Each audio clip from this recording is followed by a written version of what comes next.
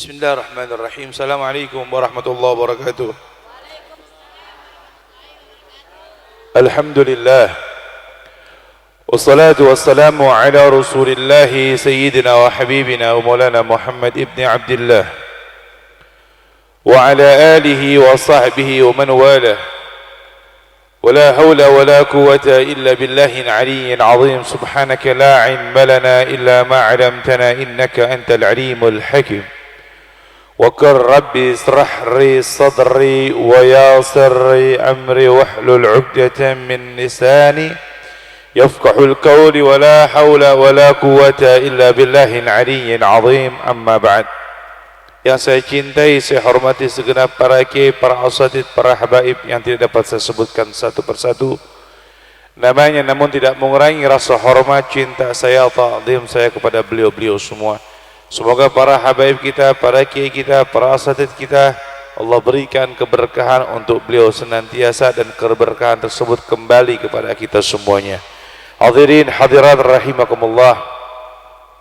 Alhamdulillah, puji syukur kepada Allah yang Allah kumpulkan malam ini di dalam satu tempat, satu rumah, satu perkumpulan, satu majlis yang insyaallah karena kita ketahui sama kita yakini tempat ini bukan hanya dijadikan oleh Allah sebagai tempat perkumpulan biasa saja, tapi insyaallah Allah jadikan tempat ini tempat turunnya rahmat daripada Allah, sehingga kita minta kepada Allah tidak pulang, tidak bubar dari tempat ini kecuali Allah ampunkan dosa-dosa kita, baik dosa yang kecil maupun yang besar, baik yang lama maupun yang baru kita kerjakan. Dan kita minta kepada Allah mudah-mudahan Allah tutup rapat seluruh aib-aib kita di dunia dan di akhirat. Allah senantiasa berikan kepada kita hidayah dan taufiknya sehingga kita menjadi hamba yang lebih baik daripada yang sebelumnya.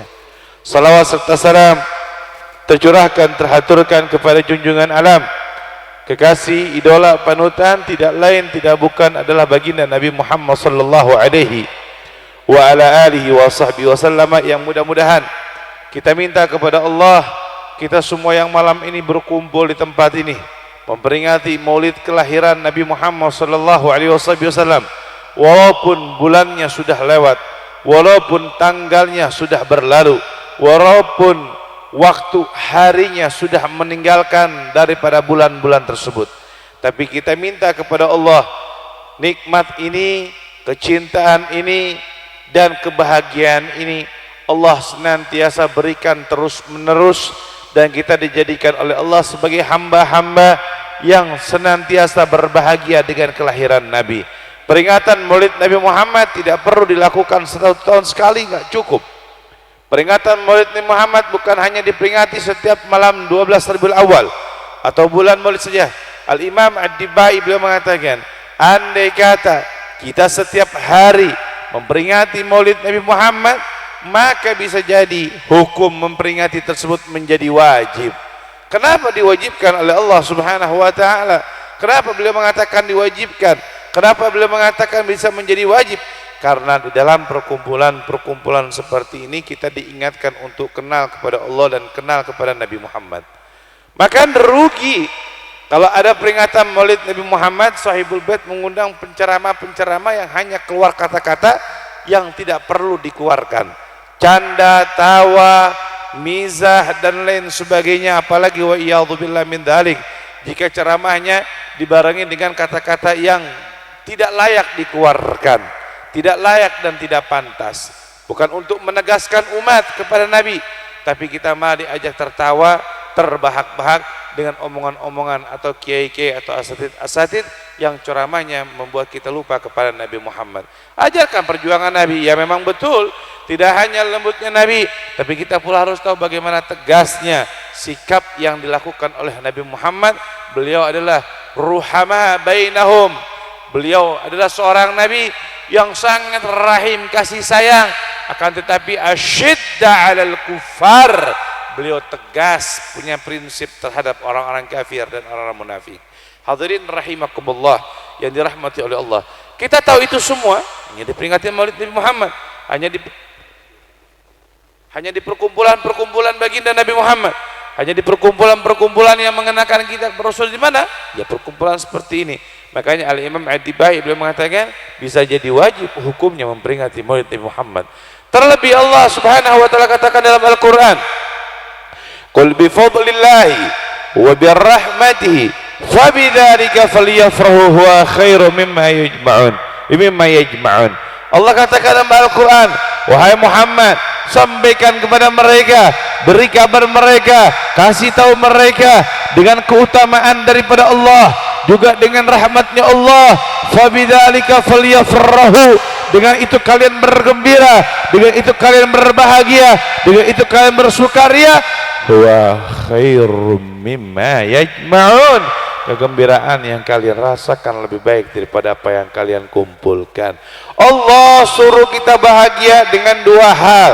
Ketika kita mendapatkan kenikmatan daripada Allah, keutamaan daripada Allah, anugerah daripada Allah, diberi anak saleh itu anugerah, diberi istri itu anugerah, diberi suami itu anugerah, diberi rumah itu kenikmatan anugerah, diberi mobil kendaraan itu anugerah, diberi ilmu itu anugerah. Semua daripada kenikmatan yang Allah berikan kepada kita adalah anugerah yang wajib kita syukuri dan kita berbahagia dengannya. Begitu pula punya anak laki-laki, dia mau dikhitan, menjalankan syariat agama Nabi yang dibawa oleh Nabi Muhammad, melanjutkan ajaran syariat Nabi Allah Ibrahim dan lain sebagainya.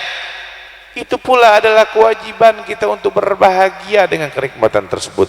Makanya malam ini dalam rangka tasyakuran Milad Ahmad Akmal Baihaqi ke-8 tahun, kita bersyukur Sahibul Bait ya, Ahmad Baihaqi bersyukur diberikan anugerah seorang anak dan bertambahnya umur, ada ungkapan bahagia, ungkapan senang. Daripada kegembiraan tersebut dipakai dengan suatu yang jauh, suatu yang lalai, suatu yang menyebabkan kita ghaflah, jauh daripada Allah, lebih baik kita berkumpul seperti ini. Terlebih diketahui nikmat yang paling besar, nikmat yang paling agung, nikmat yang paling istimewa adalah baginda Nabi Muhammad sallallahu alaihi wasallam. Kenapa? Karena Nabi Muhammad afdalun ni'am, sebaik-baiknya kenikmatan yang Allah berikan dan anugerah yang Allah berikan terhadap seluruh manusia dan makhluk ya Allah. Kita disuruh bahagia dengan nikmat tersebut. Kelahiran Nabi Muhammad adalah hari yang paling berharga dan kita harus menyambut dan berbahagia karena adalah kenikmatan yang besar. Laulan nabiyukum Muhammad, kalau bukan karena Nabi Muhammad kita nggak akan kenal Allah. Orang kampung sawah nggak bakal kenal Allah. Orang kampung sawah nggak bakal tahu yang namanya salat. Orang kampung sawah nggak bakal tahu yang namanya ibadah puasa. Orang kampung sawah nggak ada yang tahu namanya haji, umrah dan lain sebagainya. Itu kita ketahui daripada baginda Nabi Muhammad. Nggak ada peringatan Isra wal Mi'raj, nggak ada malam Lailatul Qadar, nggak ada peringatan Lailatul Nisfu min Sya'ban, nggak ada malam-malam hurum, hari-hari hurum, bulan-bulan hurum yang Allah berikan kepada kita, dan itu bulan yang mulia kalau tanpa Nabi Muhammad. Makanya Allah mengatakan dalam hadis qudsinya lewat lisan malaikat Jibril menyampaikan kepada Nabi Muhammad, dan Nabi Muhammad menyampaikan kepada umatnya apa yang Nabi Muhammad katakan, laulak ya Muhammad lama khalaqtu aflak. Kalau bukan karena engkau wahai Muhammad, aku gak bakal ciptakan langit, bumi dan semuanya. Kecintaan Allah kepada Nabi Muhammad yang ada sebab musabab terwujudnya kainat dan makhlukat. Ikhwani rahimakumullah, artinya apa? Nikmat yang paling besar adalah kelahiran Nabi Muhammad. Kedua, Allah suruh kita berbahagia dengan rahmatnya Allah. Sedangkan Allah katakan dalam Al-Quran dengan jelas, wa ma arsalnaka illa rahmatan lil alamin. Tidak ada rahmat yang paling besar kecuali adanya baginda Nabi Muhammad sallallahu alaihi wasallam. Sejauh apapun kita, misalkan sebesar apapun dosa yang pernah kita kerjakan, yang pernah kita lakukan, yang pernah kita perbuat di alam dunia ini, jangan pernah putus kepada Nabi Muhammad. Selalu berharap, walaupun kita sekarang maksiat, besok ingat tobat, sekarang maksiat lagi, besok tobat lagi. Jangan pernah putus untuk bertobat kepada Allah, walaupun diri ini masih berlumuran dosa. Tapi kita minta dan tidak ada sedikit pun untuk istihza, untuk bermain-main dengan tobatnya kita kepada Allah. Nabi Muhammad nggak bakal lepas kita. Nabi Muhammad nggak bakal tinggal kita, Nabi Muhammad nggak bakal melupakan kita. Kenapa? Karena beliau itu bil mu'mininar raufur rahim. Dengan setiap orang-orang mukmin beliau begitu raufur rahim. Pernah suatu ketika malaikat Jibril nawarin kepada Nabi Muhammad tawaran yang daripada Allah Subhanahu wa taala. Kata malaikat Jibril ketika membawa satu ayat Al-Qur'an, firman Allah, malaikat Jibril membawakan satu firman Allah kepada Rasulullah dengan kalimat wala saufa yu'tika rabbuka fatarda. Wahai Muhammad, apapun yang kamu mau, apapun yang kamu kehendaki, apapun yang kamu inginkan, Allah bakal ridha, Allah bakal berikan. Tapi Nabi nggak minta harta, nggak minta anak, nggak minta keluarga, nggak minta fasilitas, enggak. Apa yang diminta Nabi Muhammad? Idzan ya Rab lam arda fawahidatan min ummati fin nar. Kalau begitu aku tidak ridha satu daripada umatku berada di dalam nerakanya Allah. Makanya belajar untuk menyenangkan hati Nabi, belajar untuk memperbanyak menyebut nama Nabi, belajar untuk senantiasa mencintai Nabi walaupun masih tahap belajar. Karena kalau udah cinta itu berat, kalau udah cinta itu dia bakal tinggalkan segalanya demi Nabi Muhammad. Tapi kita masih dalam magam tahap belajar mencintai Nabi Muhammad, belum magam mencintai Nabi Muhammad secara kamilah, secara sempurna. Karena mahabbatuz zakiyah wal kamilah, kecintaan yang suci, kecintaan yang sempurna itu belum kita peroleh. Karena masih jauh kecintaan kita terhadap Nabi Muhammad, belum seperti apa-apanya, belum seujung-ujungnya dibandingkan kecintaan sahabat demi Nabi, kecintaan tabi'in demi Nabi, kecintaan tabi'in tabi'in demi Nabi, kecintaan salafun saleh terhadap Nabi yang begitu luar biasa, yang mereka berupaya mengerjakan apapun yang menyenangkan hati Nabi Muhammad. Hadirin, apa yang Allah suruh? Fabidzalika falyafrahu. Dengan itu kalian bergembira, berbahagia. Huwa khairum mimma yajma'un. Kegembiraan tersebut lebih baik daripada apa yang kalian kumpulkan. Di malam Sahibul Bait mengundang kita di tempat ini dalam rangka memperingati Maulid Nabi Muhammad, ungkapan bahagia, dan yang dilakukan malam ini lebih baik hakikatnya daripada apapun yang dimiliki olehnya. Hadirin rahimakumullah. Tadi qari kita mengatakan dalam ungkapan untayan firman yang dibawakan, beliau membawa satu ayat, laqad kana lakum fi rasulillahi uswatun hasanah liman kana yarjullaha wal yawmil akhir, ilal akhir ayat. Beliau katakan sungguh tertera pada diri Nabi Muhammad uswah. Lihat, Allah enggak mengatakan akhlak, tapi Allah gamblangkan lebih sempurna menjadi kalimat uswatun hasanah, suri tauladan yang baik. Arti dalam ayat tersebut Allah enggak memuji tentang akhlaknya Nabi saja, tapi Nabi dijadikan oleh Allah sebagai suri tauladan, contoh. Artinya apa? Kalau orang mau bahagia, belajar mencontoh Nabi. Walaupun nggak bisa 100%, 80%, 50%, jangan sampai meninggalkan semuanya, sedikit demi sedikit, pelan-pelan. Yo, yang mau jadi seorang ustadz yang baik, contoh Nabi ketika menjadi ustadz. Yo, yang mau jadi seorang murid yang baik, contoh Nabi Muhammad ketika mendapatkan firman Allah. Yo, yang mau menjadi yang namanya seorang kepala rumah tangga yang baik, contoh Nabi Muhammad. Yo, yang mau menjadi istri-istri yang soleh, contoh istri-istri Nabi Muhammad yang dapat didikan dari Nabi Muhammad. Yo, yang mau jadi pemimpin yang baik, contoh Nabi Muhammad.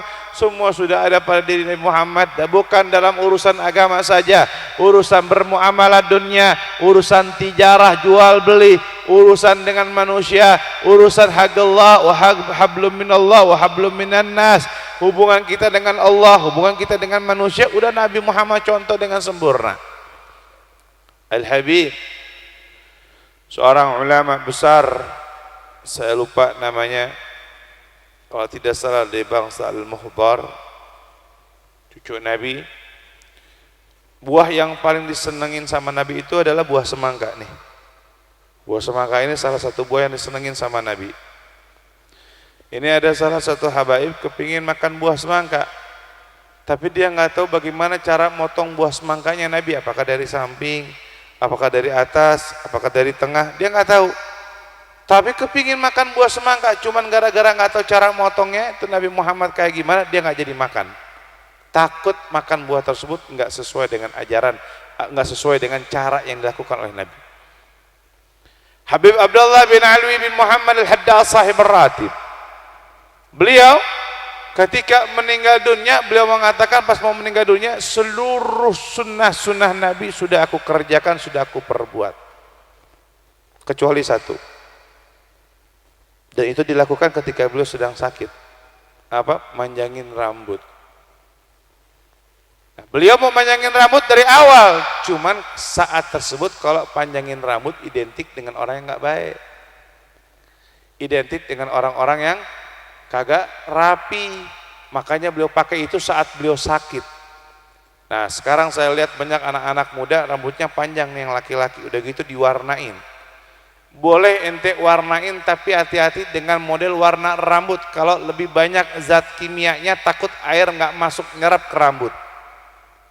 Jadi hati-hati tuh yang mau diwarnain rambut. Memang warna rambut warna coklat atau merah hukumnya memang Nabi Muhammad menganjurkan, sunnah, tapi buat orang yang lebih tua biar kelihatan tetap gagah. Lu umur baru belasan tahun, rambutnya mau diwarna-warnain buat apa? Bib, saya mau nyontoh salah satu habaib. Jangan cuma nyontoh rambutnya, akhlaknya, ilmunya juga contoh. Ini kadang kita mengikuti style seseorang, saya mau ikut Habib ini, saya mau ikut Habib itu, saya mau ikut kayak ini. Ilmu sama akhlaknya nggak mau dicontoh. Ikutin semuanya, kafah secara sempurna. Mereka beliau merambutkannya dipanjangkan, rapi, enak dilihat. Alim, punya ilmu, lah lu ilmu kagak punya, jalan beragajulan, rambut panjang, semaunya, seenaknya, adabnya nggak ada, teriak sana teriak sini, terus lu ngomong sunnah Nabi, ngaca tong.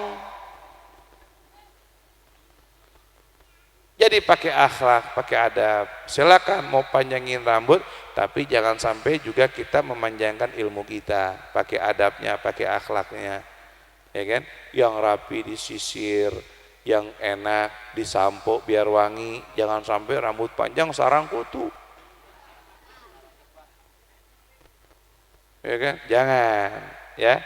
Contoh semua. Nah, Abdullah bin Haddad pingin manjangin rambut itu, cuman saat tersebut orang yang manjangin rambut identik dengan orang-orang yang kurang rapi. Makanya beliau di akhir pas sakit baru panjangin rambutnya. Niatin sunnah, jangan niatin panjang rambut cuma buat ikut style doang. Niatin sunnah, tapi jangan sampai lupa Nabi juga pernah rambutnya rapi, sering rapi. Ada saatnya rambutnya dirapikan, disesuaikan dengan wajahnya biar enak dilihat. Udah hitam buluk, kagak pernah mandi, rambut panjang, gubrai ke sana ke sini, masya Allah, bedain rambut sama sapu injuk nggak jauh beda, ya kan? Yang rapi, yang enak dilihat, biar enak dipandang.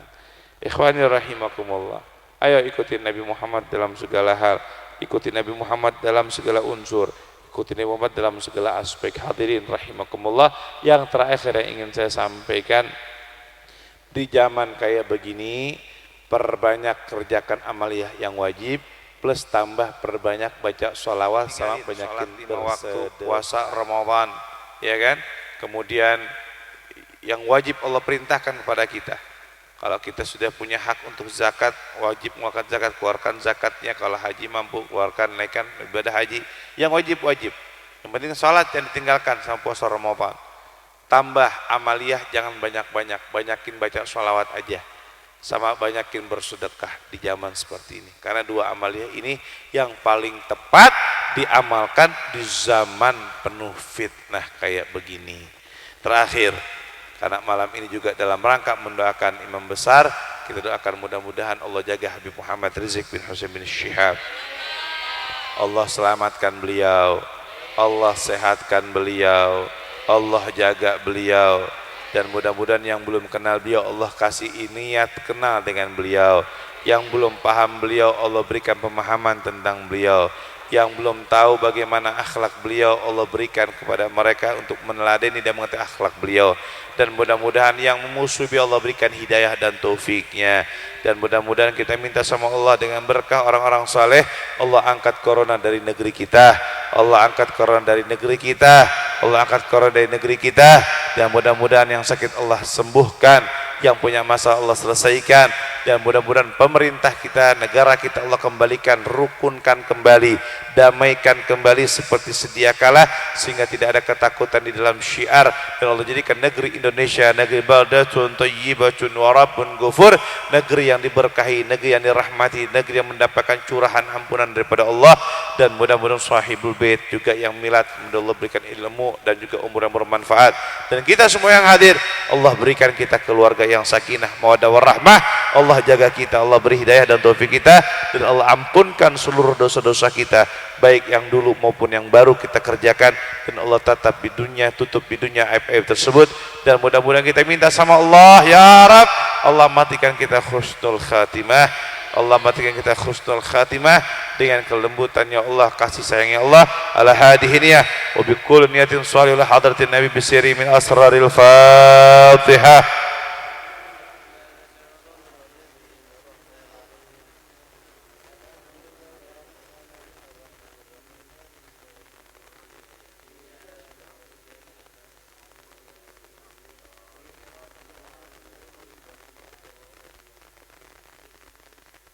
Terakhir, ini ada air Sham Water.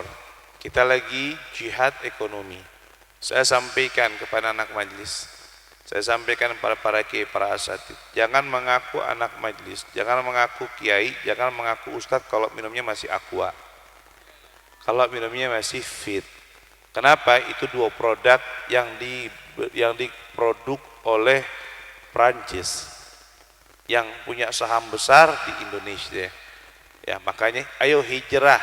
Ahmadi Syababul Khair itu mengeluarkan air Sham Water, dan ini bisa dibeli di warung-warung sebenarnya. Saya umumkan ya, harga Sham Water jika warung atau agen ingin menjualnya, bukan di majlis.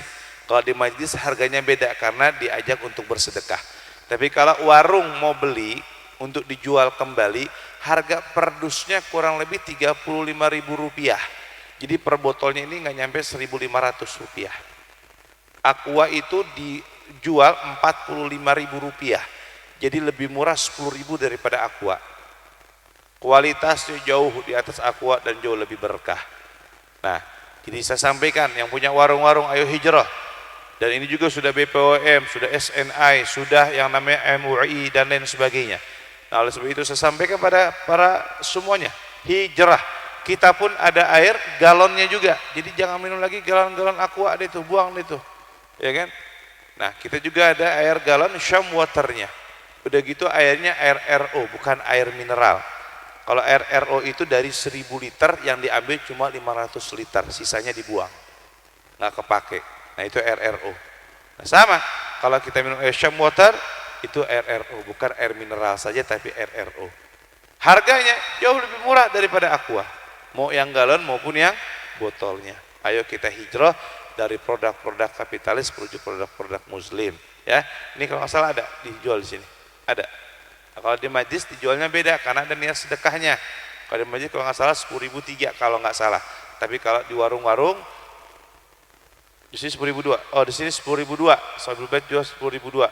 Karena dengan niat untuk perjuangan majlis yang berjalan saat ini, ya. Nah, ikhwan rahimakumullah, nah, kalau di warung-warung silakan hijrah. Nah, biar pada ganti itu, ya, biar pada ganti. Bisa hubungi nanti Ahmad Bihaki, ya, bisa hubungi kepada akhina Ahmad Bihaki, ya. Hadirin, ini dapat saya sampaikan. Jazakumullah khair. Saya izin langsung pamit karena masih ada agenda lagi. Jazakumullah khair. Assalamualaikum warahmatullahi wabarakatuh.